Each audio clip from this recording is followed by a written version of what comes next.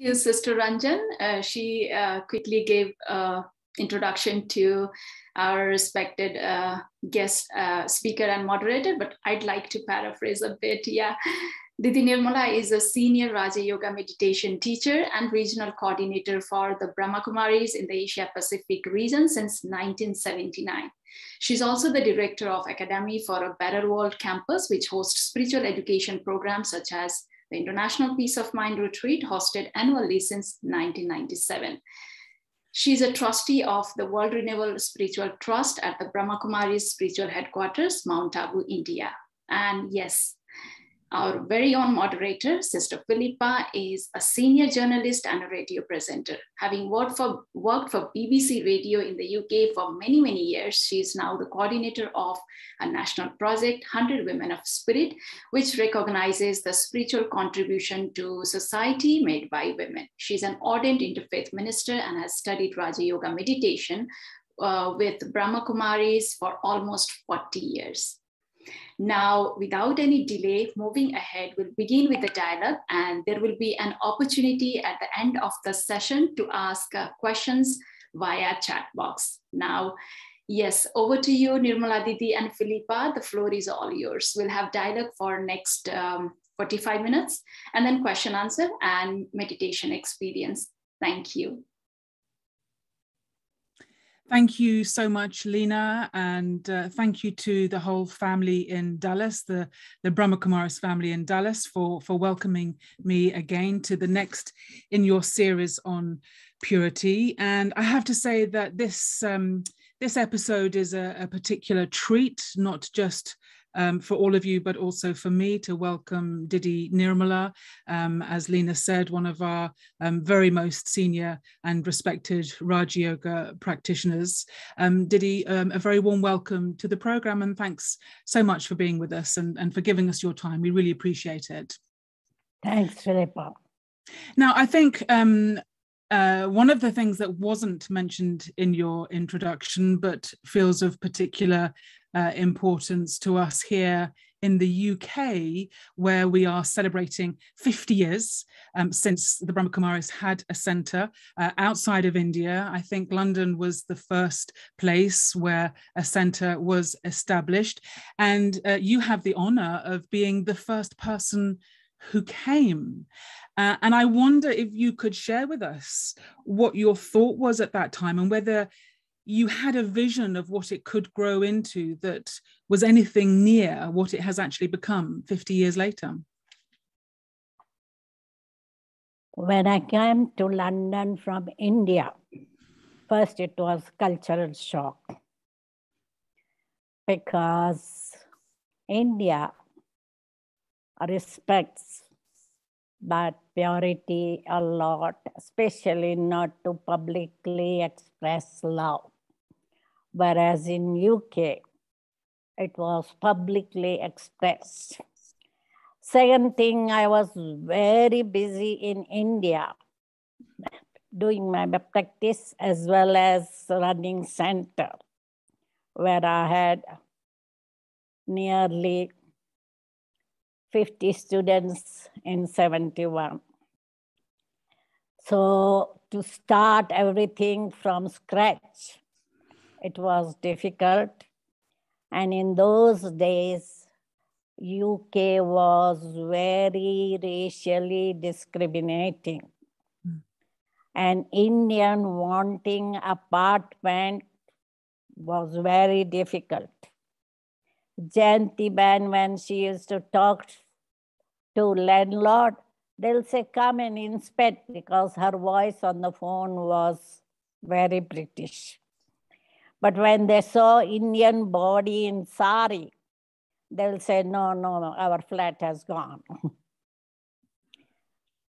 So it was hard work to start center. But I think with Dadi's and Jayanti Ben's effort, it has grown so much, which I never imagined. But Dadi was blessed that wherever you go, you will create mini Madhuban. So Dadi created mini Madhuban in London. And in 50 years, it has grown so much, not only with Indian students, but with local people. And that was Dadi's vision. She said, I haven't come here just to serve Indian. I want to serve local people. And I think she had the vision that there will be thousands of people whom she will be talking to. It's a beautiful example of what can happen as a result of holding a powerful vision. And that vision, as you say, was to create a little mini version of the ashram of the center that was there in Mount Abu at the time. And that seed of that positive vision has grown into a huge thing, not just bringing benefit to those in the UK, but from the UK bringing benefit to so many right around the world. But of course, the word vision happens on many different levels. To many people, the word vision just means to be able to see. But as we'll be discussing later in the program, it also can mean how you hold a particular truth about a person or a situation, or indeed how you can work towards manifesting a dream or a vision that you have for yourself, for others, or for the world around you. But let's just begin in a way with the simplest understanding of the word vision, which in Hindi translates as the word drishti, which is quite an important word for us in the Brahma Kumaris. Can you explain for us what the word drishti means and what it means to you? Drishti is having vision with soul consciousness. So we meet with other people with that awareness that they are souls, and we want to remind ourselves as Om Shanti, I am a peaceful soul. So drishti, usually when we are leading meditation, we give drishti to the audience. The one who is sitting on the stage will give drishti to the audience and reminding them to be in meditation. So in a way, you're holding this vision of soul consciousness, and you're trying to impart that energy to others by keeping your eyes open during meditation. And this is quite an important aspect, because the word vision means to be able to see. And yet for many people, very often when they meditate, they close their eyes. Why is it important that we maintain our vision, that we keep our eyes open whilst we meditate? Main aim is that I should be able to meditate all the time while doing my physical activities. And with that aim, we practice with open eye meditation when we are sitting and having concentration. Once that habit is established, then we can be moving around, doing our activities and still meditating.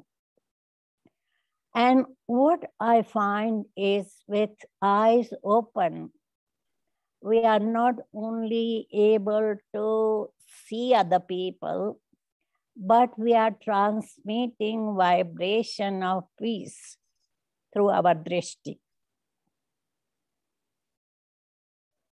And the opposite person feels that power, because many times when I'm conducting meditation with open eyes and request public program also to keep the eyes open and look at my eyes, what they have experienced is my face disappears and they can see only light, or they see many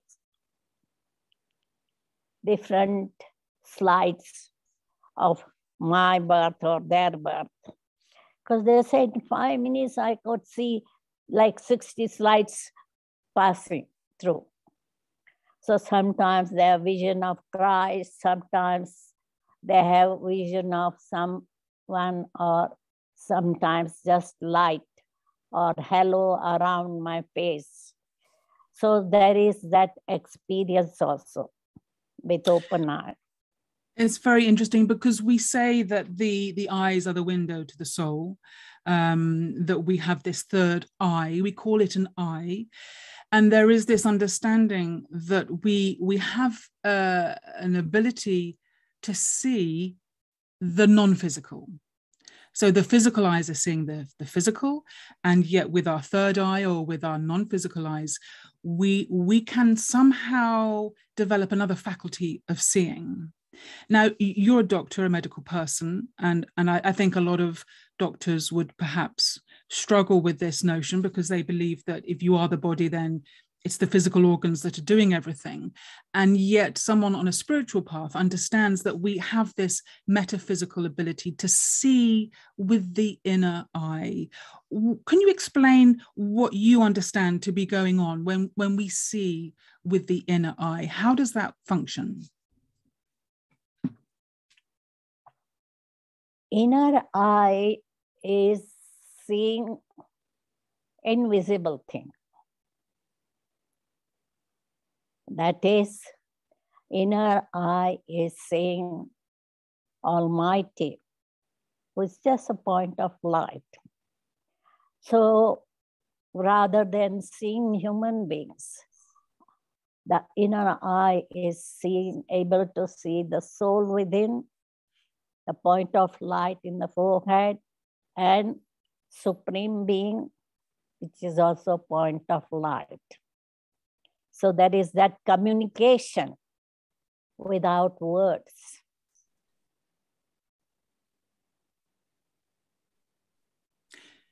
So it's in a way, it's like an ability that we have to move beyond the physical into a realm of senses that exist in a more subtle form, and enable us to see things which with our physical eyes we can't see. So obviously that's a kind of a subtle vision that we have the capacity to see with. So this part of our series in a way marks a departure from the previous episodes that we've had. We began looking at purity of awareness and how purity is indeed our original state of being. That was a session with Sister Genti. We then moved into thoughts and actions with Brother Charlie, where from that place of awareness, we come into action. We then looked at attitude and words with Brother Yogesh. But this week, with looking at vision, we are not just reacting to the world around us, but we are beginning to affect the world around us as a result of the vision that we have of that world. And I'm wondering if you could share with us a little bit around how that idea of vision works, because some people do just receive a vision, which seems to have a life-changing effect on them. Indeed, the founder of the Brahma Kumaris, Brahma Baba, received a vision, and that's what began his whole spiritual journey. So what is happening when we receive a vision? What is that? Because this knowledge is metaphysical, spirituality. We can't see God through our eyes. We can only experience God with our third eye or spiritual knowledge. So those who have vision naturally confirms what they are told. But those who have experienced through meditation, they are more strong in their faith and they are able to be connected with Supreme Being. Because sometimes people have a desire to have a vision, and many people are not visual also, because even in commentary, we sometimes say, okay, I leave my body and I'm going to the subtle region and I'm going to the soul world, etc. So commentary, we talk about visualizing ourselves going beyond body and beyond mundane world. But not many people can visualize.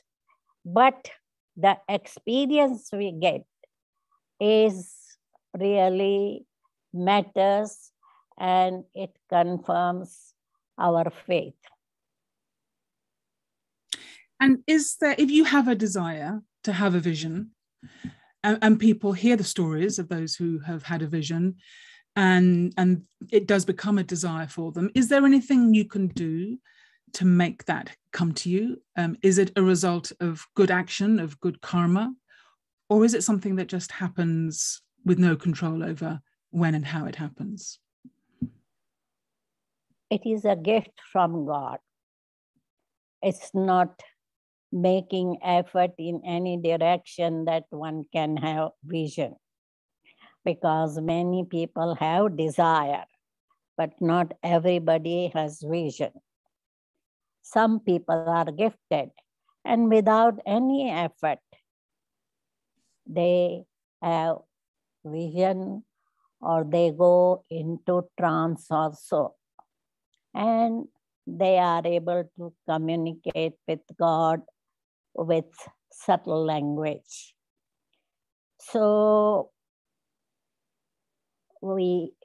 at least we don't have desire to go and have a vision. Brahma Baba himself had a vision of Vishnu, the four-armed god, the symbol of the perfect human being. And many of the early people who came had visions of Krishna. What purpose do you think that served in the early years in the formation of the organization, the Brahma Kumaris? In the early days, knowledge was not so deep. And whenever people were sitting in the gathering with Brahma Baba, most of them had vision of Krishna. Rather than seeing Brahma Baba, they used to say Krishna, and Krishna was their favorite deity. So they either had vision, or some of them had just experience by sitting and taking drishti from Brahma Baba. They had experience of immense love, peace, happiness, etc. One lady who had lost her husband and brother in last few months, when she came to Brahma Baba first time, Brahma Baba asked, "Who are you?" And she says, "I am a sorrowful soul." Then Brahma Baba gave knowledge in half an hour, and he gave meditation through drishti. And at the end, Baba asked her, "Who are you?" She says, "I am a happy soul." So there was so much transformation in half an hour through drishti. Amazing, beautiful story. Would you say, Didi, that you have ever had a vision? No. Interesting, isn't it? So the ability to visualize beautifully doesn't necessarily mean that you will have a vision. And, you know, it has been said that we will perhaps reach another time when more and more people will start to have visions. So perhaps that is something to come in the future. I'd like to move on now to another understanding of the word vision, and that is the vision with which we see someone else and the extent to which that vision affects that person. I'm thinking, again, looking back to the early years of the organization, Brahma Baba had a vision of Mama, who was one of the early sisters who came. I think she was only 16 years old at the time, but he had a vision of her as a future world leader. And of course, she grew into that vision, and she became a leader of the growing community, and she became someone that hundreds, if not thousands of people looked up to, which, given where she started from, which was as a very simple girl with no aspirations particularly of anything, was a huge journey. What effect do you think it can have on someone when we hold a particular vision of them, or they hold a particular vision of us? How does that change things? I would say that yes, vision can uplift soul, or vision can pull down the soul. But Brahma Baba, I would say he was more having so much discrimination power, as well as he could see the future very clearly.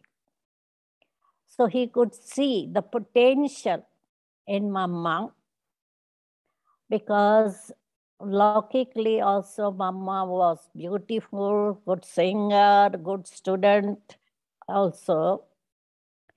And her friends and community respected and loved her so much. And Brahma Baba could see her future. Similarly, I know for myself, when I came to Gyan, I could never see what I am or what is my future. But Brahma Baba just saw my picture and might have heard few comments from Dadis, and he could really point out my specialities, which I found later on that they are there. So you grew into that vision that was held of you, and the specialities that were seen that maybe you couldn't see yourself. And I've experienced this as well. Someone sharing a vision of me that, you know, I feel like I'm still growing into it.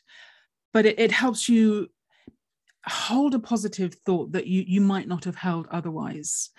And in our meditation, in our relationship with the divine source, with the supreme being, we are given a sense of a vision with which God sees us, that God sees us as these pure beings, sees us as these self-sovereign beings that are master creators, that are peaceful, loveful, full of all virtues. How important has coming into a sense of that vision that God holds for you been on your spiritual journey? How much of an impact has that made on you?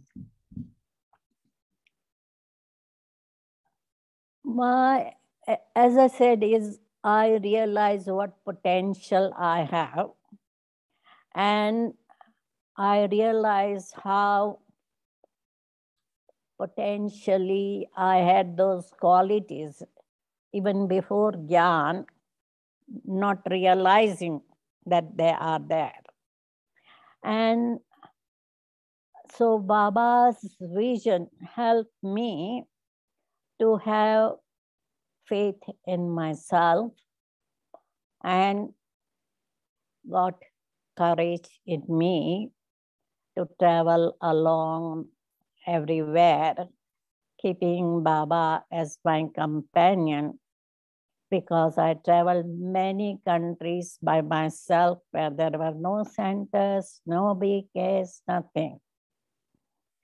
So, like Baba's help was always there, uplifting me. And as we said at the beginning of the program, you're now responsible for the Academy for a Better World in Mount Abu. Before that, you were responsible and lived in Australia for many years, encouraging, nurturing people's spiritual potential. Have you consciously worked with this aspect of holding a powerful vision of someone's potential? And have you then watched them grow into that potential? Have you seen it work that way around as well? Definitely, because I find that most of the, at least Australian, I have experienced very honest. And sometimes they have done grave mistake and came to me and shared their mistake. And I still kept on holding good vision for them. And they grew up and they love and respect me because I accepted them as they were, even if they had done mistake, and I still loved them. So in a way, that's an unconditional love that holds a pure vision for another soul. Even when they're not able to hold that vision for themselves, you can carry it for them until they're able to grow into it and see it and become it, I suppose you could say. So maybe now we could just move on to the next understanding of the word vision, and that is to in a sense have a vision of what something could become. So we hold an intention around something and we work towards manifesting that vision in a practical form. How have you seen this power of intention, this power of having a thought of something that doesn't yet exist, but which you believe can become something in reality? How have you worked with this power of creative visualization, this power of intention? In other words, this power of having a vision of something new? What I find is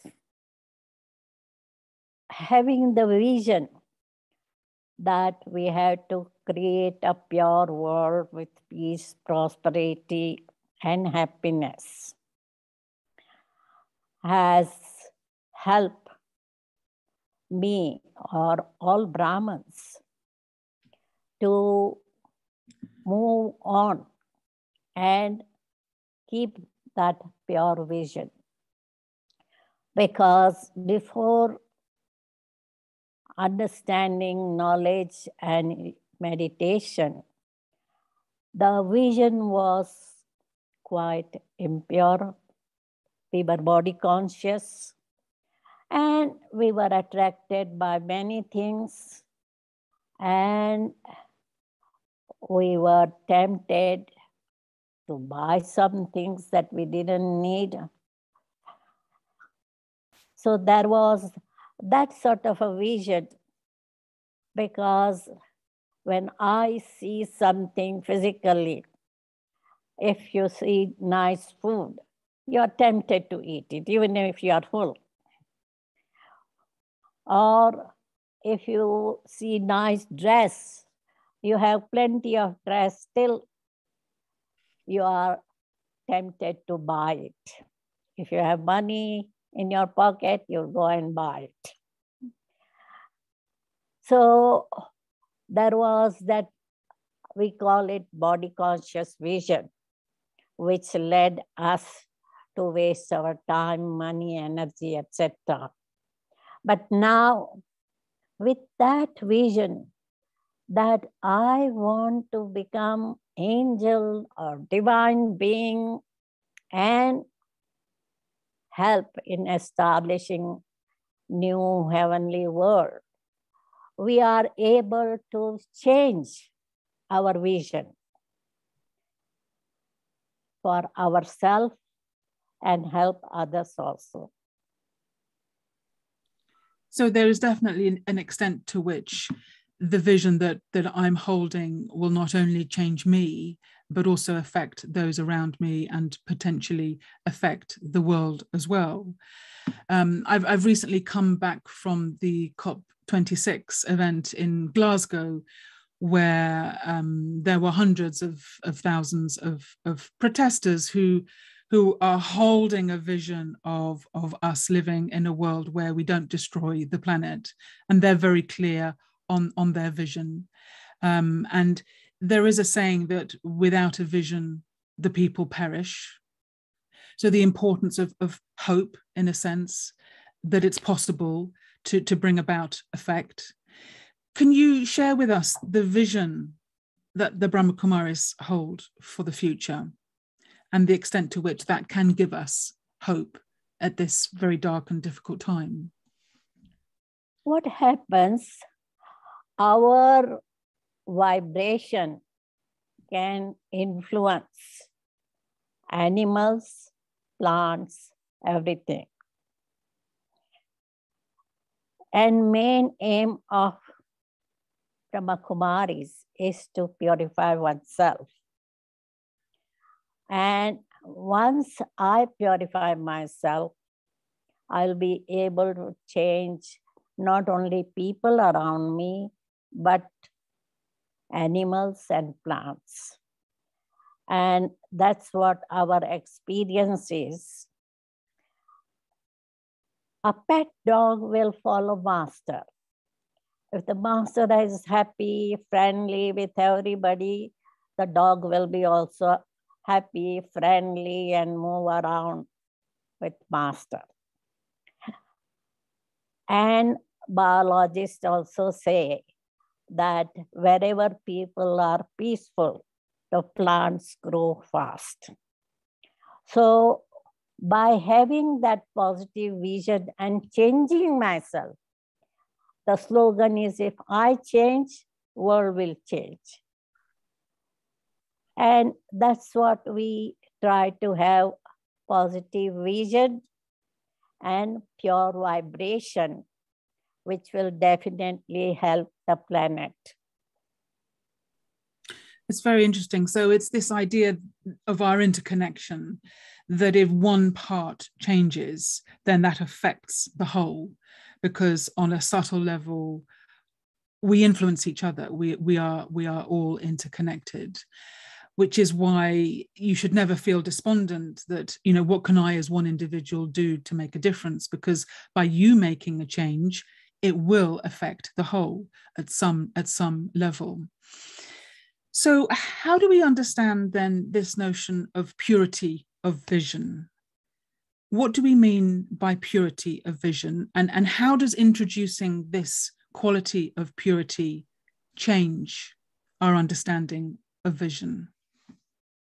Because so far, we used to look at us as body, human body, and look at others as a human being.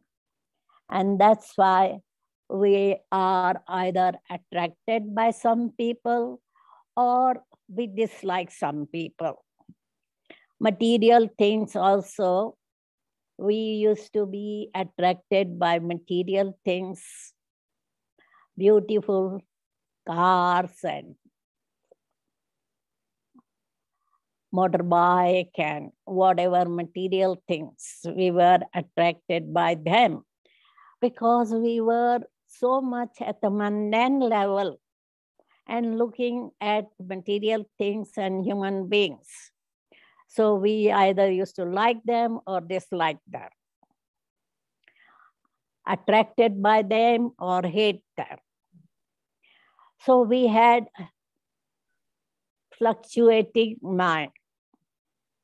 Whereas now with having purity of vision, we go beyond mundane material things and we are interested in getting treasures from Supreme Being. Because we say Supreme is Almighty. So from Almighty, we receive love, peace, happiness, mercy, protection, everything. So we are not reliant on material things or human beings. Otherwise, we were relying on them and dependent on them. Though we want to be independent, we were dependent on many things. I remember in New Zealand, once upon a time, there was rule that odd cars will run on this day, even number cars will run on certain days. And if there was no car one day, they'd say, oh, what am I going to do without car? So much dependency. So the thing is, nowadays, the society is such, if they don't like, they protest and be violent. They can set some things on the fire, cars and buses, and kill many people. So the thing is, the world is getting more and more crimes, violence, etc., because they are basing everything, values on material things and what they think is right. What others are doing is not right. So what happens in that situation? Because someone could be holding a vision of making a lot of money and having material success, but that could result in destruction of the natural world. And other people may be having a vision of saving the natural environment, and you have this clash of visions. Is it the case that a pure vision will ultimately be stronger than an impure vision? Will it overcome in the end? Because definitely. Really? Because with pure vision, we find that we have support of Supreme Being, and Heavenly Godfather will establish heaven. And it is said in Hindu scriptures, in the end, people will be very violent and even abusing God. And that will bring great war, Mahabharat war. And as we see people wanting power, they have created atomic bombs. Natural calamities we see day by day increasing, and civil wars also going on. But a time will come when everything will be extreme. But after night, there is always day. So we find that after this Iron Age, we will have Golden Age. I mean, that's an important point to hold on to, because it can seem that there are people in the world who are holding a very powerful vision of control, a vision of weakening the spirit of humanity, the joy, the happiness of humanity. And yet people on a spiritual path need to carry that vision, this positive future world vision that you're talking about, even when it can seem hopeless.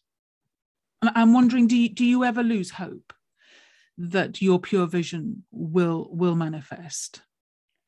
I'm sure I'm definite that our pure vision will manifest, and with the help of Almighty, even TM, Transcendental Meditation, has done experiment with 1% of population being positive can create positive result.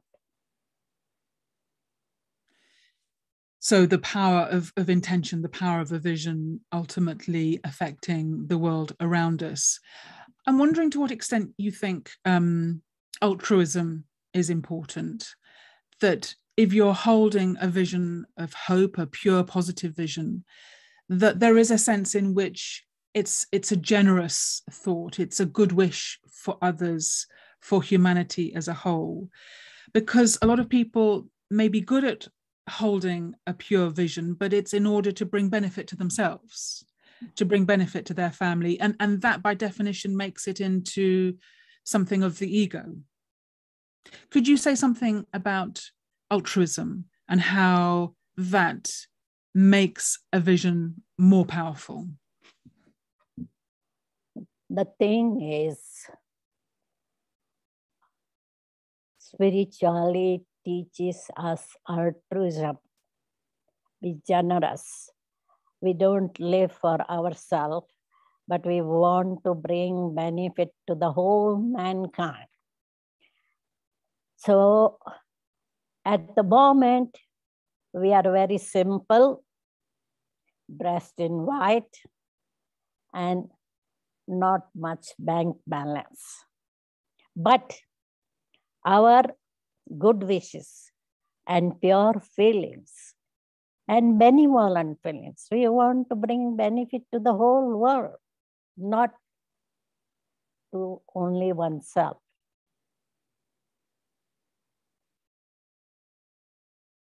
And why is that important, to have that vision of benefit for the whole world?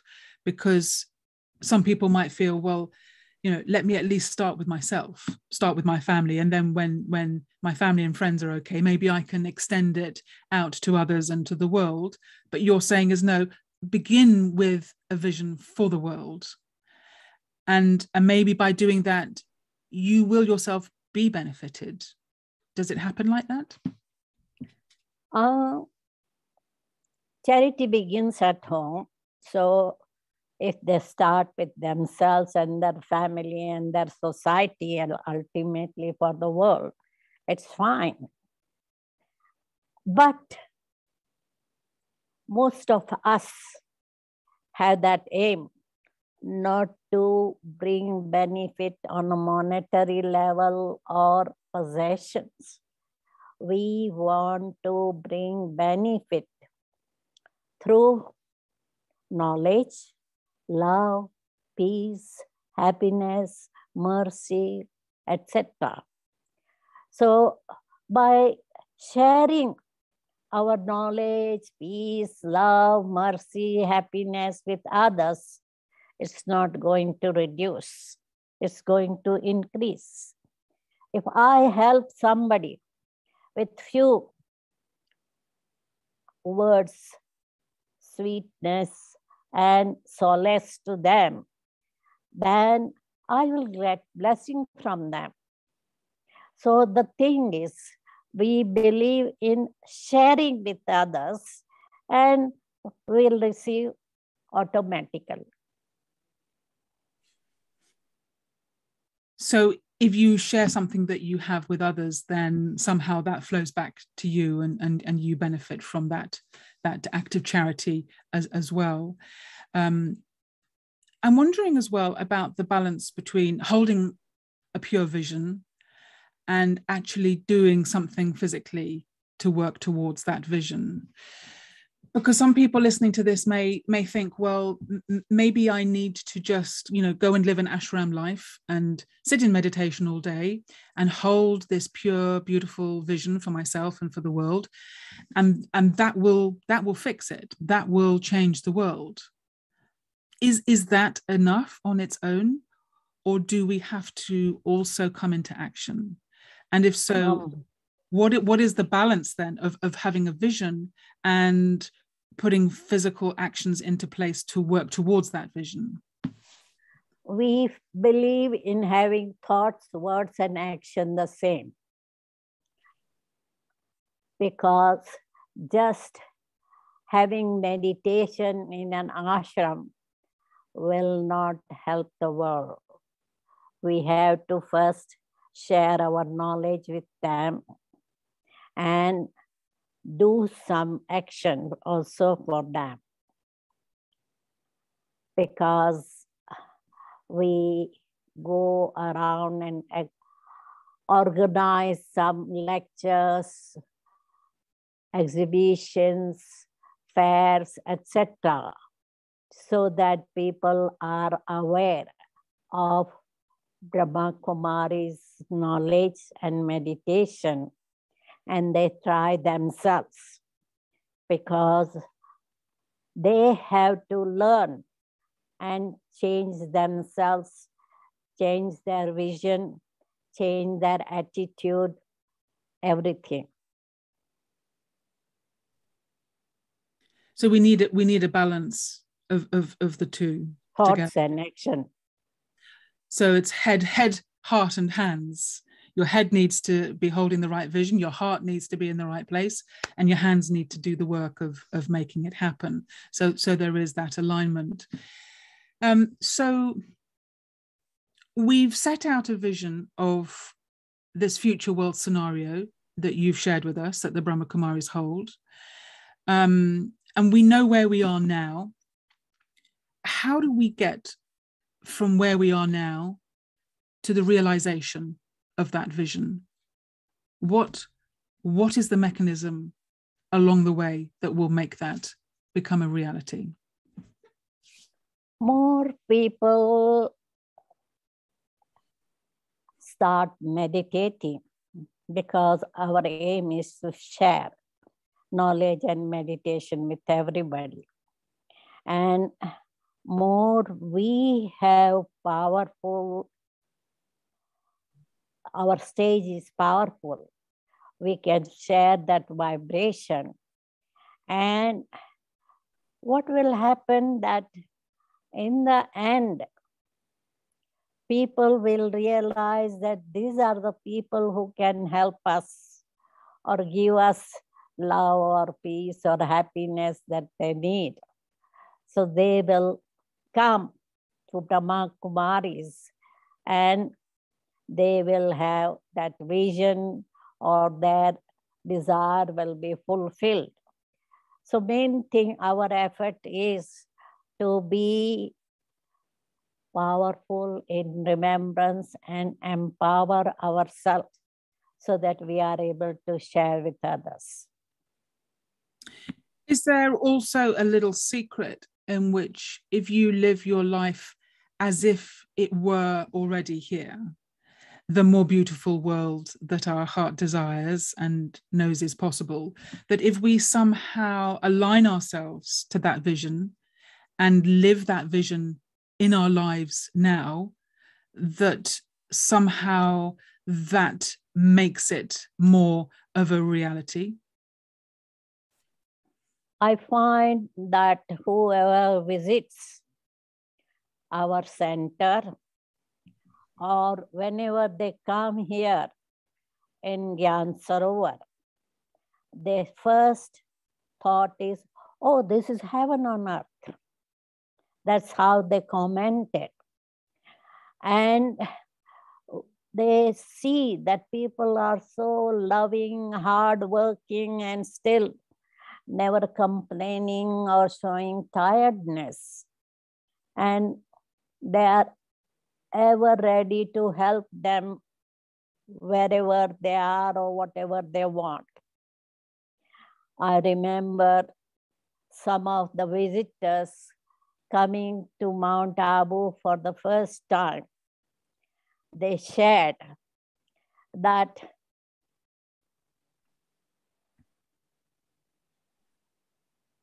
we never thought that India would be so clean and peaceful and loveful, and before leaving, they were in tears.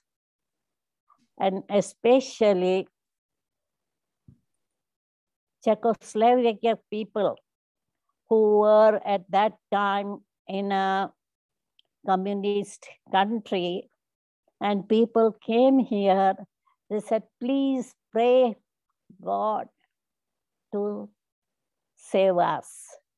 So the thing is, those who have come and visited any center, even small center, I remember when I was first in Asheville Center, a woman came in the door and said, how come your house is so peaceful? Is it because it is away from main road? I asked, is your house away from main road? Why it's not peaceful? So the vibration they get as soon as they enter Brahma Kumari's center, they feel that they are in other world. That's such a lovely point. And I've been so absorbed by what you've been saying, Didi, that I've not been keeping an eye on the time, and time has just run away with us. Because we would just like to squeeze in a couple of questions. If you have got a question that you would like to ask Didi Nirmala, please put it in the chat box. I think Ratan Bhai had his hand up a moment ago. So apologies that I've been so absorbed in Didi that I've not reminded you to put your questions in before now, but do so now. And then Didi's going to lead us into a meditation experience of pure vision in just a few moments. But let's just turn to our questions now. How can our vision be positive and practical during our practice? So I guess that's saying that if you're not feeling particularly positive and you want to have a positive, pure vision, is there something you can do to make it pure? Main thing is we have to be positive. Whatever situation we are with or whatever people we are with, if we have negative vision or negative attitude, then we will suffer. But see the positive side, because any coin will have positive and negative side both. And so start looking at positive side of it. And knowledge helps a lot, because whatever is happening is karma that I have done wrong with somebody, that's there, I'm getting the return of that karma, or it is according to drama, whatever is happening. And once we apply that knowledge, we will be positive. Mm-hmm. Great. Thank you very much indeed for that. Keep your questions coming. We've got another one here about having a realistic vision. Now, you could say that the vision that the Brahma Kumaris holds of a completely transformed world of peace, happiness, prosperity is a bit of a long shot. And yet it is the vision that we hold. How important is it to be realistic in having a vision, or should we have no limit on what we hold a vision for? We have the faith that it is Almighty's work. It's not human work, because humans have limitation, whereas there is no limitation for Almighty. And He has promised to us that He will establish new world for us. And that's why we always have that positive vision. So in a sense, no vision is too big. No. Which is quite something. And I love what you said a few moments ago about every home can become a sample of that world that we are holding a vision for. In other words, every home can become a place of peace, of purity, of happiness, and of prosperity, because we give it that vibration and that energy, and that's what makes it so. This is probably going to have to be our last question, but the question is, what can we do to increase an awareness that we as human beings have this potential to create a powerful, pure vision of the world? Because I'm guessing that this is only going to manifest when sufficient numbers are holding that vision. So how do we increase the numbers of people that can share this vision of a future world? Brahma Baba started with one person 85 years ago. And at the moment, we have millions of people who are holding this vision. So day by day, it's increasing. And in India, you'll find so many people coming to Mount Abu every week. And we have booking until September for retreats. So the number is increasing day by day and will increase. And I have full faith that it will manifest. Fantastic. Well, I think we need all take huge encouragement from your faith that a pure vision will ultimately be more powerful than any impure vision or vision for control. So we're going to hold on to that. We're going to hold on to this idea that we can start living that vision now in our lives and in our homes, and become examples ourselves of the world that we would like to see in the future.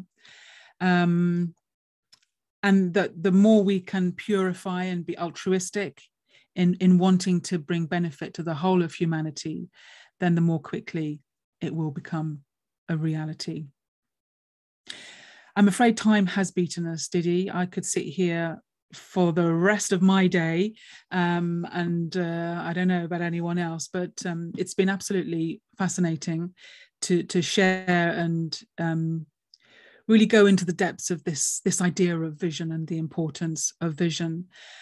But perhaps you could lead us into a moment of reflection, because of course one thing is the power of science, but the other is the power of silence, and silence plays an important part in helping us hold and maintain that vision. So let us just share a few moments of silence, and if you could share your thoughts with us whilst we do that, that would be splendid. Thank you.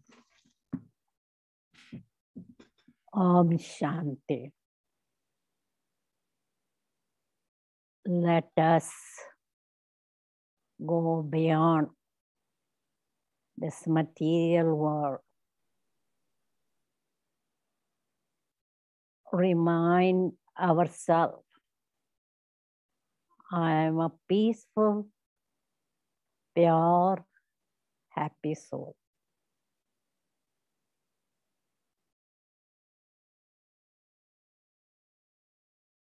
Take the mind to the subtle region.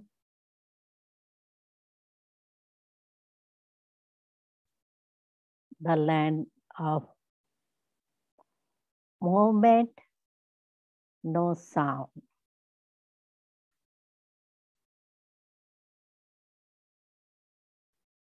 There are angels around that. My mind to the incorporeal world, where there is element of Brahma, red light, with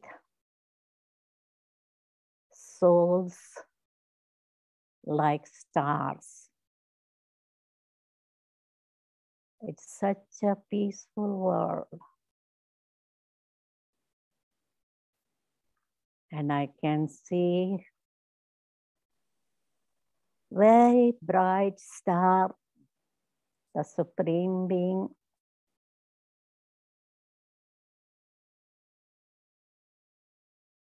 radiating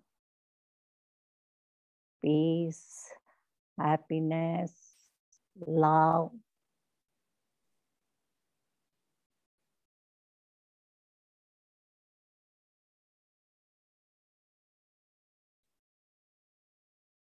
Let us come to the mundane world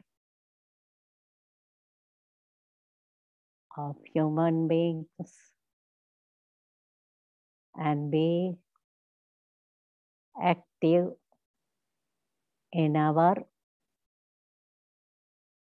usual activity. Om Shanti.